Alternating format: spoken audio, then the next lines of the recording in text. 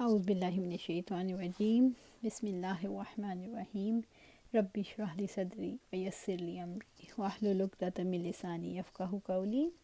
صحیح بخاری میں آج ہم دیکھیں گے کتاب العلم، علم کی فضیلت۔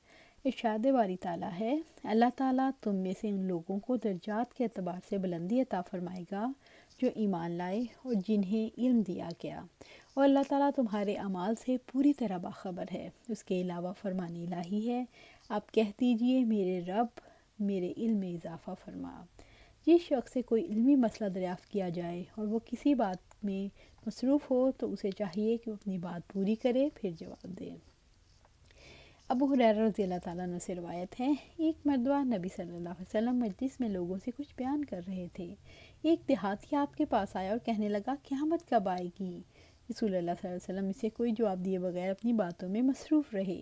حاضرین میں سے کچھ لوگ کہنے لگے، آپ نے دیہاتی کی بات کو سن تو لیا ہے لیکن اسے پسند نہیں فرمایا، اور بعض کہنے لگے ایسا نہیں بلکہ آپ نے سنا ہی نہیں۔ جب آپ صلی اللہ علیہ وسلم اپنی گفتگو ختم کر چکے تو فرمایا، قیامت کے متعلق پوچھنے والا کہاں ہے؟ دیہاتی نے کہا، ہاں یا رسول اللہ میں حاضر ہوں۔ آپ نے فرمایا، جب امانت ضائع کر دی جائے تو قیامت کا انتظار کرو۔ اس نے دریافت کیا، امانت کس طرح ضائع ہوگی؟ آپ نے فرمایا، جب ذمہ داری کے کام نااہل لوگوں کے سپرد کر دیے جائیں تو قیامت کا انتظار کرنا۔ علمی باتیں بآواز بلند کہنا۔ عبداللہ بن عمر رضی اللہ تعالیٰ عنہ سے روایت ہے، انہوں نے فرمایا، ایک سفر میں نبی صلی اللہ علیہ وسلم ہم سے پیچھے رہ گئے، پھر آپ ہمیں اس حالت میں ملے کہ ہم سے نماز میں دیر ہو گئی اور ہم جلدی جلدی وضو کر رہے تھے۔ ہم اپنے پاؤں خوب دھونے کی بجائے ان پر مسح کی طرح تر ہاتھ پھیرنے لگے۔ یہ دیکھ کر آپ صلی اللہ علیہ وسلم نے آواز بلند یا 3 مرتبہ فرمایا، دوزخ میں جانے والی ایڑیوں پر افسوس۔ پہلے باب میں سوال کرنے کا طریقہ تھا، اس باب میں جواب دینے کا طریقہ بتایا۔ ازلۂ غفلت یا کسی اور مصلحت کے پیش نظر جواب دیتے وقت اپنی آواز کو اونچا کرنا مستحسن ہے۔ ہمیں امام حمیدی نے بتایا، حضرت عبداللہ بن مسعود رضی اللہ تعالیٰ نے کہا، رسول اللہ صلی اللہ علیہ وسلم نے ہمیں حدیث بیان فرمائی اور آپ صادق و مصدوق ہیں۔ حضرت شفیق نے حضرت عبداللہ بن مسعود سے روایت کی کہ میں نے نبی صلی اللہ علیہ وسلم سے ایک بات سنی۔ حضرت حذیفہ کہتے ہیں، رسول اللہ صلی اللہ علیہ وسلم نے ہم سے 2 حدیثیں بیان فرمائیں۔ حضرت ابو العالیہ سے روایت ہے کہ ابن عباس سے انہوں نے نبی صلی اللہ علیہ وسلم اور آپ نے اپنے بزرگ و برتر پروردگار سے بیان کیا۔ حضرت انس نے نبی صلی اللہ علیہ وسلم سے روایت کی، انہوں نے اپنے رب سے بیان فرمایا۔ ابو ہریرہ نے نبی صلی اللہ علیہ وسلم سے روایت کی اور رسول اللہ صلی اللہ علیہ وسلم اسے تمہارے رب عزوجل سے بیان کرتے ہیں۔ ابن عمر رضی اللہ تعالیٰ عنہ سے روایت ہے کہ آپ صلی اللہ علیہ وسلم نے فرمایا، درختوں میں ایک ایسا درخت بھی ہے جو کبھی پتجھڑ نہیں ہوتا، اس کے پتے نہیں گرتے، اور مسلمان کو اسے تشبیہ دی جا سکتی ہے، بتاؤ وہ کون سا درخت ہے؟ یہ سن کر صحابہ کرام کے خیالات جنگل کے درختوں کی طرف گئے۔ حضرت عبداللہ بن عمر کہتے ہیں، میرے دل میں خیال آیا کہ وہ کھجور کا درخت ہے، مگر کہتے ہوئے شرما گیا۔ پھر صحابہ کرام نے عرض کیا، یا رسول اللہ آپ فرمائیں وہ کون سا درخت ہے؟ آپ نے فرمایا، وہ کھجور کا درخت ہے۔ ابن عمر رضی اللہ تعالیٰ عنہ سے روایت ہے، انہوں نے کہا، نبی صلی اللہ علیہ وسلم نے فرمایا، درختوں میں ایک ایسا درخت ہے جس کے پتے نہیں جھڑتے، وہ مسلمان کے مشابہ ہیں، مجھے بتلاؤ وہ کون سا درخت ہے؟ اس پر لوگوں نے صحرائی درختوں کا خیال کیا۔ عبداللہ بن عمر کہتے ہیں، میرے دل میں آیا کہ وہ کھجور کا درخت ہے، لیکن بزرگوں کی موجودگی میں بتاتے ہوئے شرم آئی۔ آخر صحابہ کرام نے کہا، اللہ کے رسول آپ ہی بتائیے وہ کون سا درخت ہے؟ آپ نے فرمایا، وہ کھجور کا درخت ہے۔ ارشاد باری تعالیٰ ہے، آپ کہہ دیجئے میرے رب میرے علم میں اضافہ فرما۔ وَقُلْ رَبِّ زِدْنِی عِلْمًا۔ صحیح بخاری کے بعض نسخوں میں باب ما جاء فی العلم کا باب نہیں اور بعض میں ذیل کا باب نہیں، بلکہ اس کو لفظ باب کے بغیر پہلے باب کے ساتھ ہی بیان کیا گیا۔ ہمارے نسخے میں اس پر بھی باب کا لفظ ہے۔ زیادہ صحیح بات یہی معلوم ہوتی ہے کہ یہ 2 نہیں ایک ہی باب ہے، وہ بھی پہلا۔ اس کی تائید اس سے بھی ہوتی ہے کہ ذیل کے باب پر نمبر نہیں۔ واللہ اعلم۔ شاگرد کا استاد کے سامنے پڑھنا اور پیش کرنا۔ اس کے متعلق حضرت حسن بصری سے روایت ہے،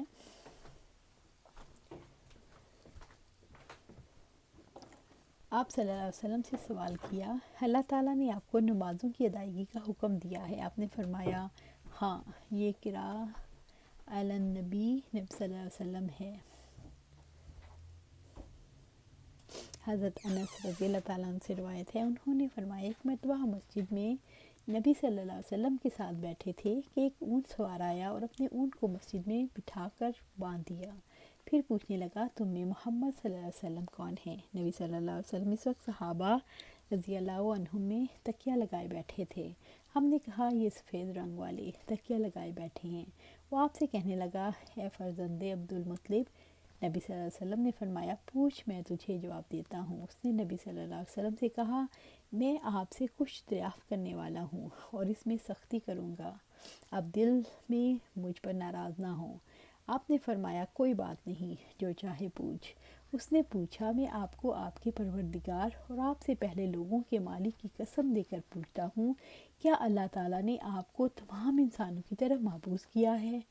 آپ نے فرمایا ہاں، اللہ گواہ ہے۔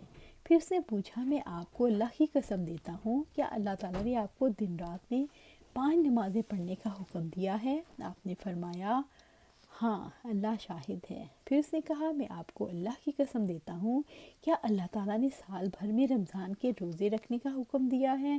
آپ نے فرمایا ہاں، اللہ گواہ ہے۔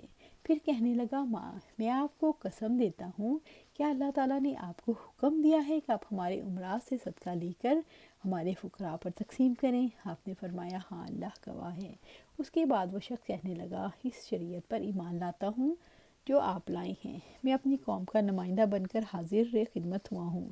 میرا نام زمام بن سولبہ ہے اور قبیلہ سعد بن بکر سے تعلق رکھتا ہوں۔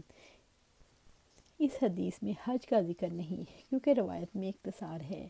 صحیح مسلم کی روایت میں حج کا ذکر ہے، الفاظ میں شامل ہے ہم میں سے ہر شخص پر حج فرض ہے جو زاد سفر کے ساتھ رکھتا ہو۔ اس حج نیز حضرت زمام کی آمد 9 ہجری میں ہوئی اور اس وقت حج فرض ہو چکا تھا، کیونکہ اس کا تعلق بنو سعد سے ہے جو قبیلہ حوازن کا ایک بطن حصہ ہے، اور قبیلہ حوازن غزوہ حنین کے بعد مسلمان ہوا تھا۔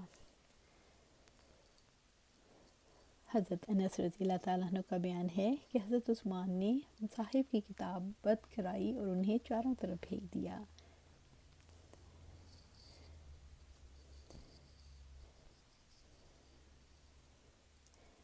حضرت عبداللہ بن عمر، یحییٰ بن سعید اور امام مالک کے نزدیک یہ مکاتبہ جائز ہے۔